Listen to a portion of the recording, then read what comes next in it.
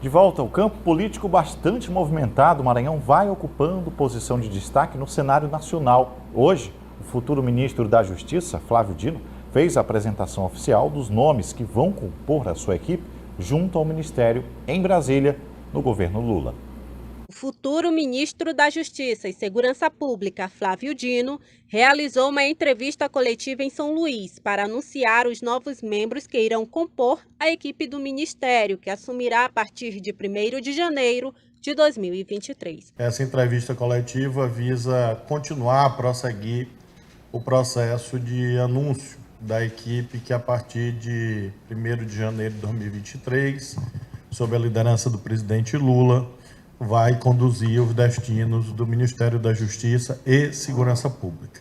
A equipe será composta por Diego Galdino, que será o secretário executivo adjunto do Ministério da Justiça, a professora doutora Estela Aranha, que será a coordenadora dos direitos digitais, uma novidade no Ministério da Justiça, a advogada Tamires Sampaio, que será a coordenadora do Programa Nacional de Segurança Pública com Cidadania, o ex-deputado federal Dr. Adir Damus, que será o secretário nacional do Consumidor, e a doutora Sheila de Carvalho, que será assessora especial do ministro e presidente do Comitê Nacional para os Refugiados. O futuro ministro da Justiça falou sobre o desafio de reduzir a violência no campo no Brasil. Há uma decisão, uma recomendação constante de uma DPF, de uma arguição de descobrimento do preceito fundamental, emitida pelo Supremo Tribunal Federal, no sentido de que seja constituída uma estrutura no Ministério da Justiça, a bem da verdade no governo federal, mas a definição é que seja no Ministério da Justiça,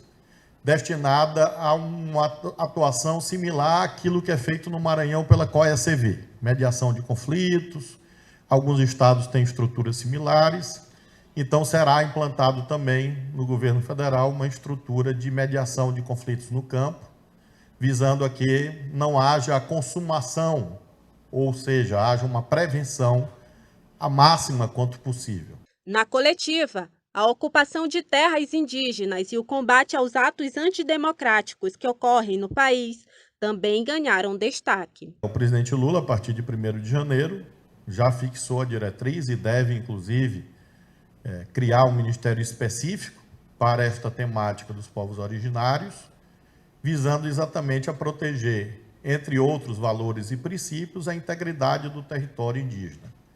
Então, esses retrocessos que houve serão todos revogados, anulados, para que com isso nós tenhamos uma política em que os indígenas comandem o que ocorre nos seus territórios. O futuro ministro da Justiça falou sobre como irá lidar com a questão da interferência na Polícia Federal e destacou a autonomia do órgão. Evidentemente, a nossa posição vai ser pela lei. E a lei manda, e a minha vida inteira é comprometida com esses valores, que não haja nem favorecimento, nem perseguição a quem quer que seja. Vamos à movimentação agora em Brasília. Entre os destaques, a votação da PEC da transição na semana que vem e as decisões sobre as polêmicas emendas do relator. Nildo Costa, boa noite.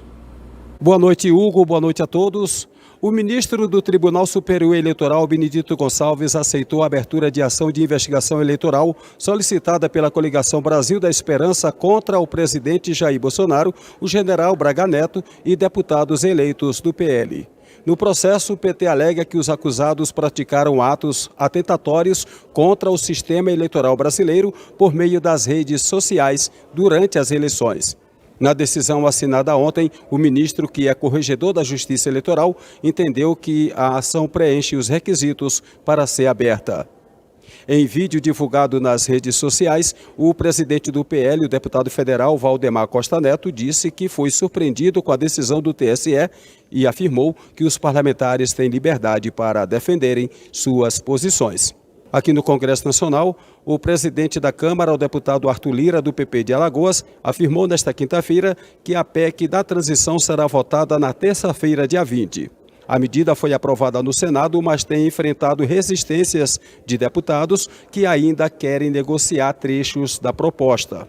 O texto permitirá que o governo eleito tenha um espaço fiscal no teto de gastos de cerca de 145 bilhões de reais no orçamento de 2023 e mais 23 bilhões de reais de investimentos fora do teto. O Congresso Nacional se reuniu nesta sexta-feira e aprovou o texto do relator do orçamento de 2023, o senador Marcelo Castro, do MDB do Piauí, que cria novas regras para a distribuição da emenda de relator. Enquanto no Supremo Tribunal Federal, o julgamento que trata sobre a constitucionalidade da emenda de relator está suspenso a pedido dos ministros Ricardo Lewandowski e Gilmar Mendes. De Brasília, Nildo Costa. Obrigado, Nildo. O prefeito de Imperatriz, Assis Ramos, precisou ser internado em São Luís após um quadro de arritmia cardíaca. Ele está na capital, visitou o governador Carlos Brandão esta semana e segue aqui na cidade para acompanhar essa diplomação que acontece da esposa, no cargo de deputada estadual, Janaína Ramos. Nas redes sociais, esse vídeo aí, ele explica que passou por exames, inclusive cateterismo, mas tranquilizou o seu público.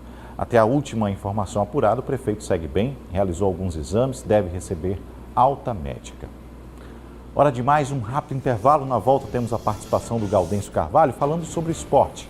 Volto já.